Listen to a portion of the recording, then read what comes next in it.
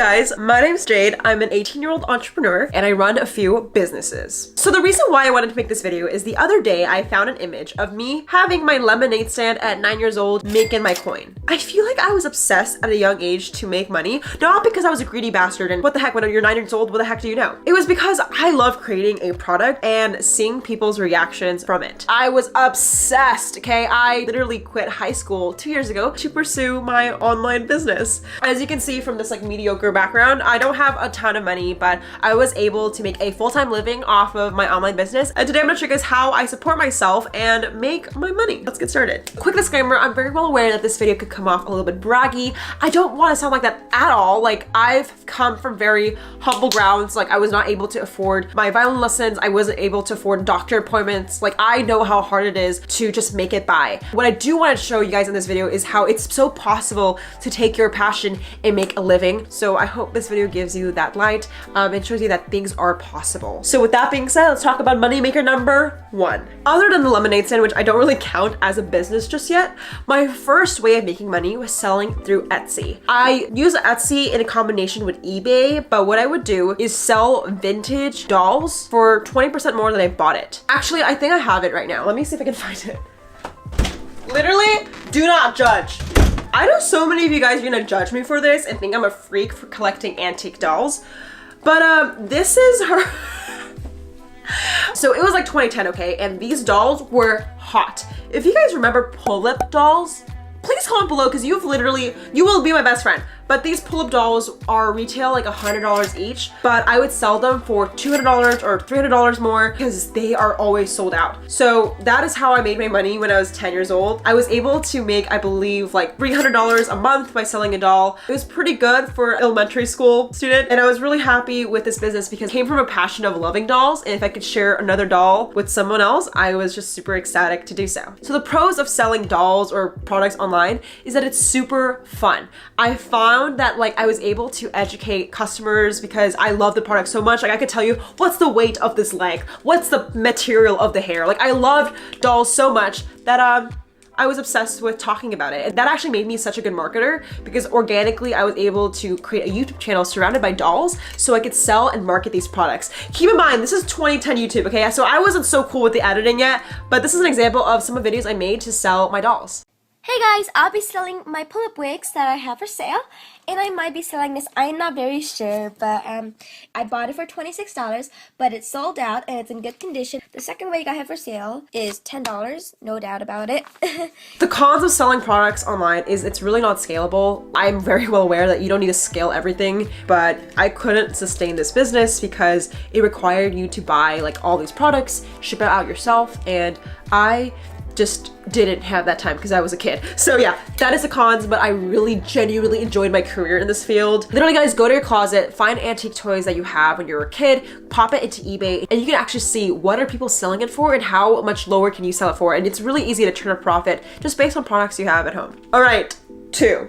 Drop shipping. So when I was 10 years old, I basically was like, fuck this shit. I want to sell other products than dolls. And I turned to Alibaba. So during this time of YouTube, it was like the kawaii age where basically all animal products were given personalities. So there was this like bear called Rilakuma. It was a famous freaking bear. And I would buy these keychains of this bear's face and sell it on Amazon. And I was able to make $5,000 a month based on that product. The pros of drop shipping in 2011 and 2012 was there's literally no competition. Now the cons is it's just now really competitive, and I would say it's pretty cost intensive, at least the way I did it. I fulfilled it out of my own home. You have to keep in mind that someone has to do those physical labor work. I'm not sure how it is right now just because I don't do that anymore, but that is just something to keep in mind. All right guys, so number 3 of how I used to make money was freelancing. You guys, if you are a student or you're someone who is a teenager and you want to make money, this is my best advice to get started. You don't need to be a serial entrepreneur. You don't need to create a lemonade stand.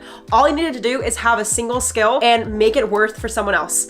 And all I did was provide photography services. My school started to know me as the Instagram girl. So I was like, okay guys, if you want photos, it's gonna cost you 20 bucks a session. So I went on these photo shoots. I had this very cringy like portfolio account where I would show my clients, and I would go on these $20 shoots. Honestly, it was super fun. Like I just organically grew my little photography business, started to do senior portraits. Oh, and by the way, pro tip guys, suburban moms with a little bit to cash flow are your best clients, okay? If you're doing photography for senior photos especially, those moms gotcha. I would actually recommend to literally go to Zillow and type in like high income houses above like $500,000 or $1 million and literally go to those house areas and like hang up flyers or Facebook ads to hyper target them on those houses because they have more money to spend on your services. Like I was able to charge $150 for senior photos, and that was bank at my time. So going to find the best customer that can actually afford your services if you do that. So that's a pro tip. Now, if you're like, Jade, I don't have a skill in photography, how do I freelance? I would actually recommend Fiverr.com. This is not sponsored. I just know they have other virtual assistant type of tasks, whether you can do email replying for someone else or company, you can do like some bitch work. Essentially, there's tons of offers on Fiverr that you can just pick up by setting up an account. And I haven't personally done it, but I definitely know there's way more skills than taking photos that you can do. So with freelancing, I was able to make $1,000 in the summer, and that was bank for me. I was just rolling in dough. So highly recommend freelancing.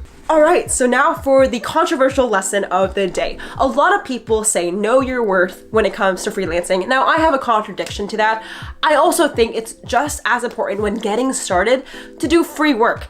I remember that I couldn't charge people $20 for a photo shoot, so I just took photos of my friends to build up my portfolio for a whole year instead. And I think there's not a lot of people talking about that, at least in what I've seen. So I just definitely think like, yes, charge your coin, sis, and get your money, but also don't be afraid to do free work. Like sometimes here and there for my businesses, I will sometimes lose money by taking projects, but I know it's gonna build up experience and build up my technique to get better. So that's just something to keep in mind. Don't be afraid of free work. All right, so the fourth way to make money is social media. When I was around 16 or 17, that was the time I actually dropped out of high school, and it was because YouTube was starting to pick up. I make money on YouTube in 3 ways. One is AdSense, so I get placed ads you see on this video. I got paid for affiliate links, and I also got paid for sponsorships. Honestly, for a 1 million viewed video, I get paid around $4,000 to $5,000 for that just whole campaign. So it was able to sustain me for like a few months, and that's why I felt a little bit more comfortable to drop out of high school at like 16 years old. So I was making a little bit of cash from those videos. I do have to say though, the pros of starting a YouTube channel is it's very profit friendly. Like you only have to invest in a camera, and my parents really did help me kind of get my feet off the ground and invest and help me get this camera. But the cons is it's not as sustainable as you think. I definitely have videos with 1 million views, but I also have videos with like 2,000 views. And that variance in views can also correlate to income. So I realized that like, obviously, yeah, I made a few $1,000 through YouTube videos, but I have to diversify and create a sustainable brand. So it will lead me to my other revenue streams in just a second, but that's just something to keep in mind of when starting a YouTube channel, you have to diversify as soon as possible. So with diversification, number 5, consulting. So as my channel surpassed like 100,000 subscribers, I started to get approached by brands to consult for their Instagram and YouTube strategy to grow their brand. And I got paid like $75 an hour, which is pretty cool. Like I was able to afford an apartment in LA, travel the world. It was pretty good. Like I made a decent living, but I definitely think it's a tricky situation when you trade time for money because you could be someone's bitch easily. So I really tried to at least, charge more throughout the years. So now I do around $500 an hour, give or take. I don't do too many hourly consulting sessions anymore because I prefer to do project-based stuff. I just find that trading money for time can easily become a job. Like I didn't start a business to get employed by someone. I started a business to create my vision. So it's really important if you guys do consulting, like just to be very mindful of that because yes, it's very profitable, but you can easily be someone else's bitch if you don't know what you're doing and you're just not charging enough for it. Because I've lost more money sometimes by consulting because it took me a flight to get there, come back, book a hotel. Like I've definitely lost money. So just to be mindful of that profit and cost.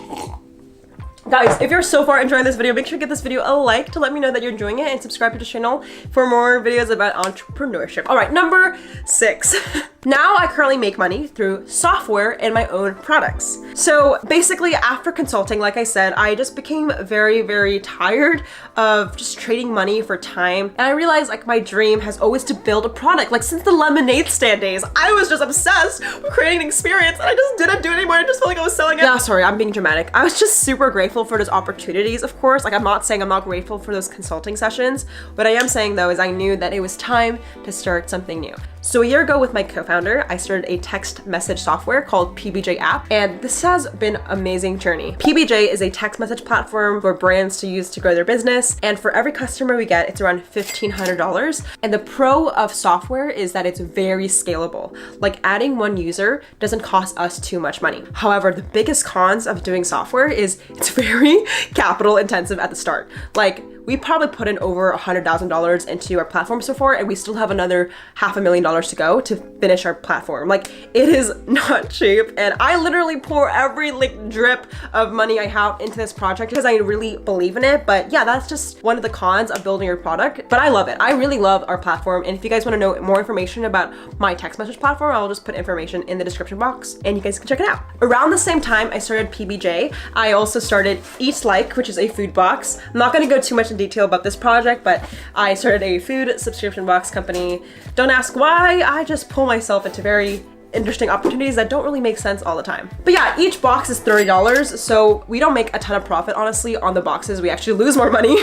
But yeah, that is another revenue stream that I'm currently working on and really trying hard to build and hopefully become profitable. I actually have a whole video about how apps don't make money. I will link it up here in the cards or in the description box if you guys want to know why most companies aren't profitable. All right, guys, so to break it down, you saw 6 ways of how I make money, and now I'm going to show you guys where I make my money mostly. So 30% of my revenue, I would say, is from PBJ app. It's customers that pay us to use our text message platform. Then the other 30% is consulting. I consult for Shopify brands to grow their business. For e-commerce, my father and I have kind of worked on that together. Another 30% I do make from YouTube, whether it's ads, sponsorships. I definitely think that YouTube has brought me so many opportunities with that. And lastly, I have this like little sliver percentage of just random gigs that I do. Like, I do have Eat Like, I have a couple other side hustles. I like have an obsession with running businesses, as you can tell. Like, if there's a lemonade stand opportunity, I'm jumping on it. So yeah, I definitely spread myself a little thin sometimes, but my main focus has always been PBJ, consulting, and YouTube. So those are the ways I currently make money. Hey guys, so I just want to say thank you so much for watching today's video. If you guys want to know more about entrepreneurship and how I spend my money, give this video a thumbs up and shout out to the comment winner. Shout out to the comment winner. Comment on this post to be featured in the next episode. Comment if you have any questions about business, finance. I'm not an expert. I actually don't have savings. If you guys want to know a whole video about why I don't have savings, let me know and I can talk about how I spend my money. I would love to hear your thoughts. Thank you guys so much for watching, and I'll see you guys in the next one.